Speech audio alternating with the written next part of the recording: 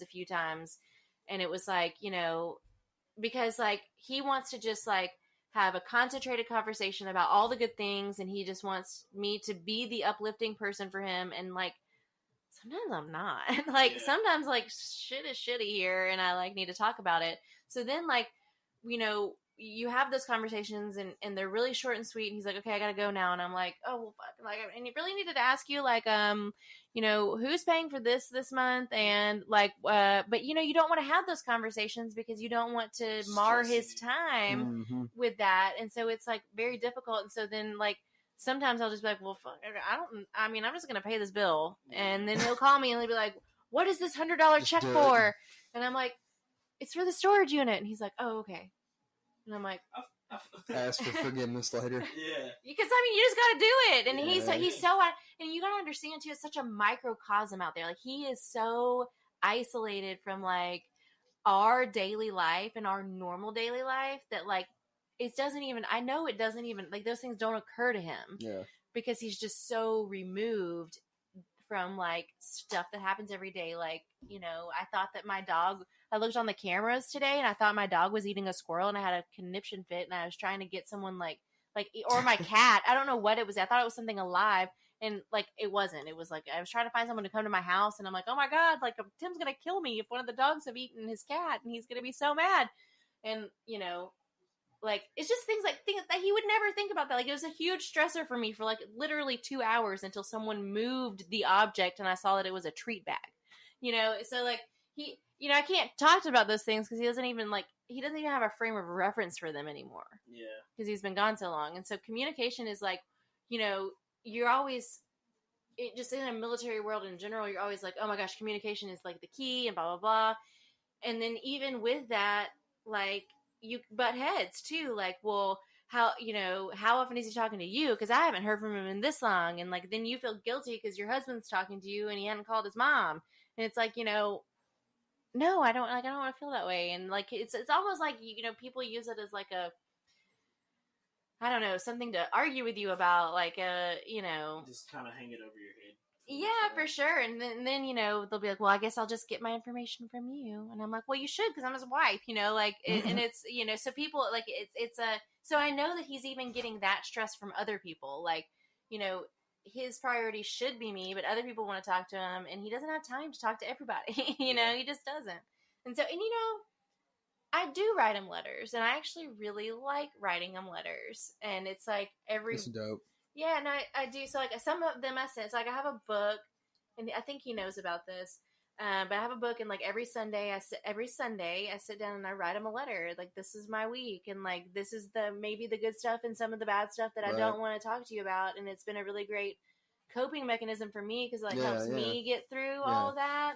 And so like, and too, because we're going through IVF, so that's like a big thing. And I don't. I mean, that whole thing is so intricate anyway. I don't have time to talk to him about every little detail on the phone. Yeah. So like, I just put it in a letter, and so I have a notebook. It's really cute.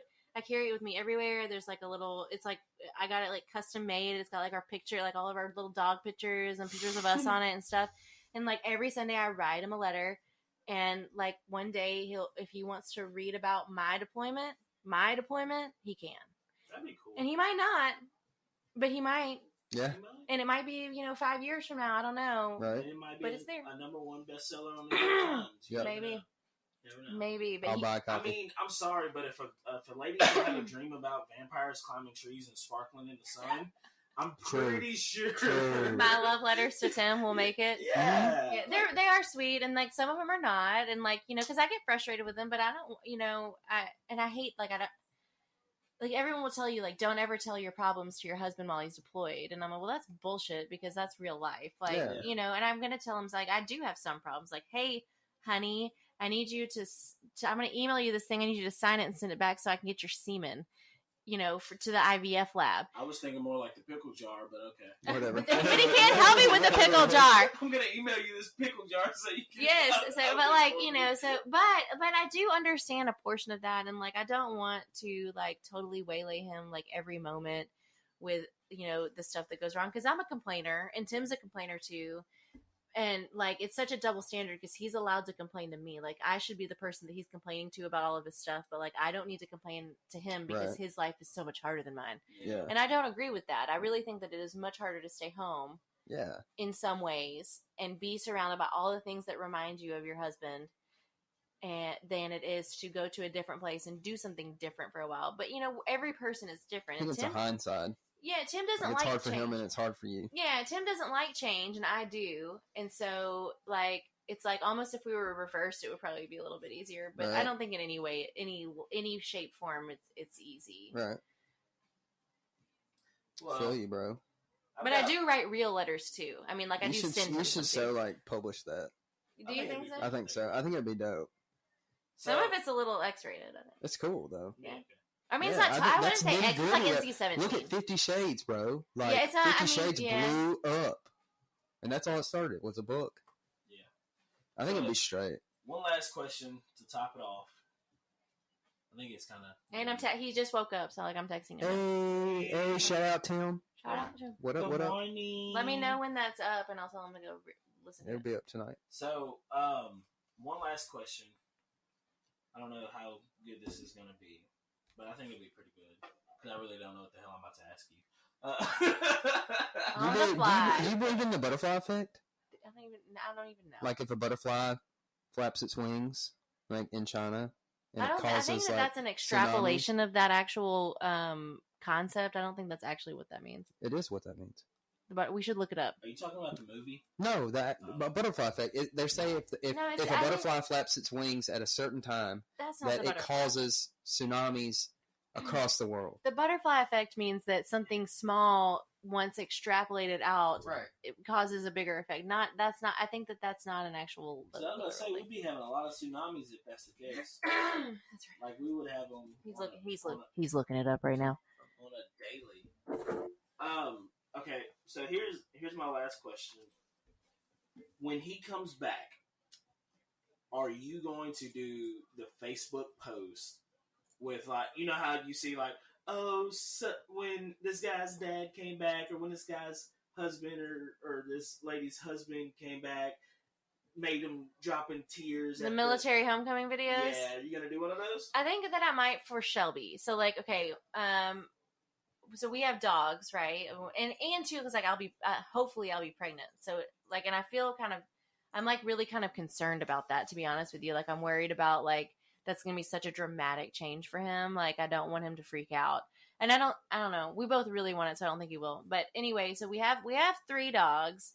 And one is definitely mine, and one really needs to belong to like my aunt and uncle, though Tim does love him, and I love him too. He does not love us as much as he loves my aunt and uncle. But the other one is Tim's dog, Shelby.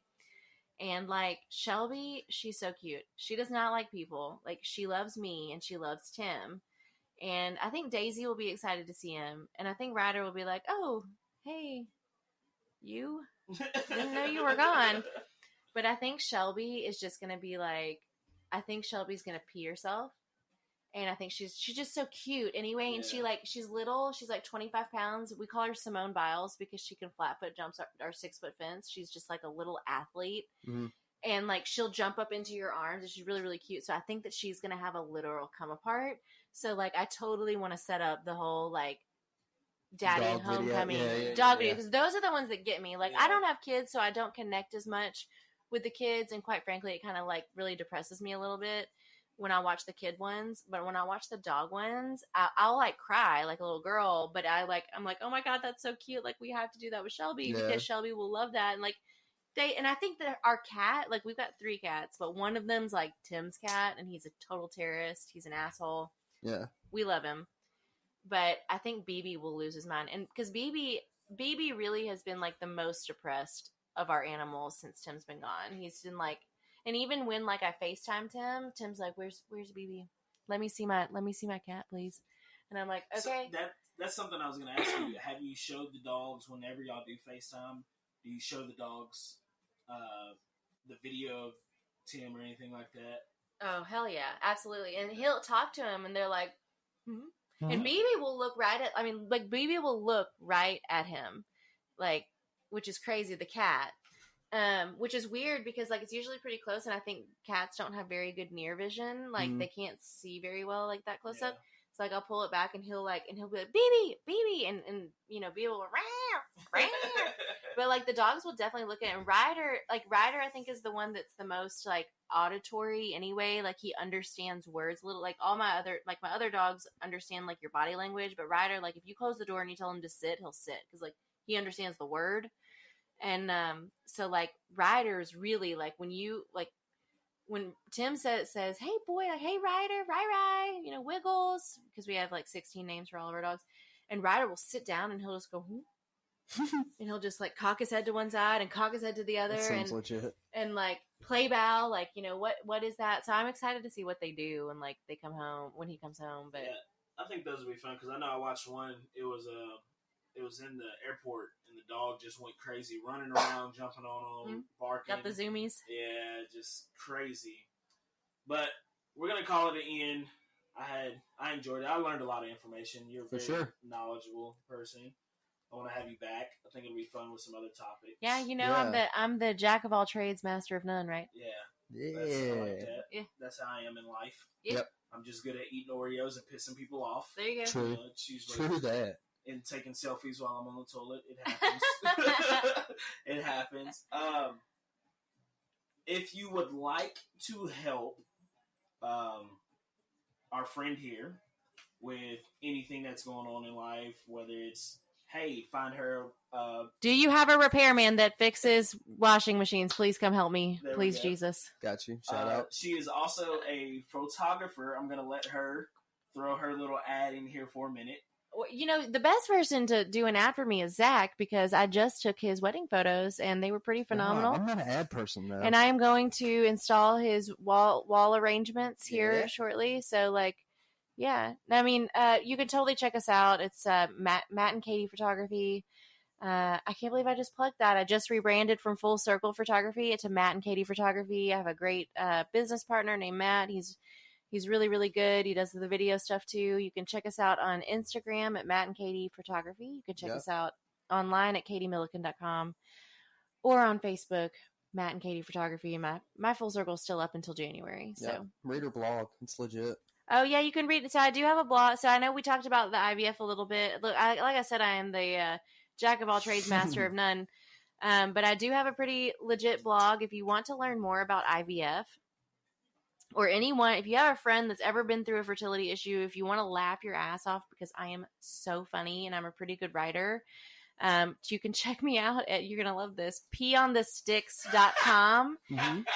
Because the real life fertility issues, that is all you do. You pee on sticks all day long. And I mean, it's just so real. So it is called peeonthesticks.com, a real IVF story. For all my homeboys out there, what she's talking about is she's going to have a turkey baster inside of her with her husband's sperm. So basically it's like... So that's not true at all. TC actually needs to read the blog because I can't tell you how many people think that's what IVF is. That's actually called... That's actually called an IUI, the turkey baster thing. And that is a real thing. It's essentially a turkey baster, but it is really a catheter. IVF is completely different. So TC, you go read my IVF 101 blog, and you will understand the difference between IVF and IUI. Look, I learned a lot from watching Orange is the New Black. They were in a library. Like, I know that's not IVF, that's IUI. It doesn't matter. It's a turkey baster. Yes. Yes. I know some people that have done the turkey baster methods worked very well for them, and it's very inexpensive. The turkey baster method is only like $800. And IVF is like... Hold on. What kind of turkey baster are you paying $800 for? I can go to Dollar Tree and get one. It's a whole lot cheaper. Well, it's not even like the turkey baster. It's really like the sperm handling that's expensive. We can do that too. Just keep it frozen, right? No, you know. They wash it. They do what's called washing. So, like, spin out all of the defective ones before they... That's so cool. you're making my little soldiers like... Dizzy? No, you're making them really strong. Yeah, you're getting rid of the dead ones out. You're getting the bad ones gone. But like, and the other thing that a turkey baster can't do is it can't go transcervically. So you can't go past your cervix with a turkey baster. I mean, if I go deep enough, I can. You definitely cannot. You will definitely end up with a nasty infection, and you will not get pregnant. Do not use a turkey baster for that, folks. Okay. I don't need any more kids. I got one. Yeah. But yes, IVF and IUI totally different. So, y'all, if y'all would like, she also has. I'm thinking you're doing mini sessions photography. I am probably going to do some Christmas mini sessions. I don't have them scheduled yet. I will Yeah. let you know. It's So- pending my IVF dates. The first Oh. the first 5 people that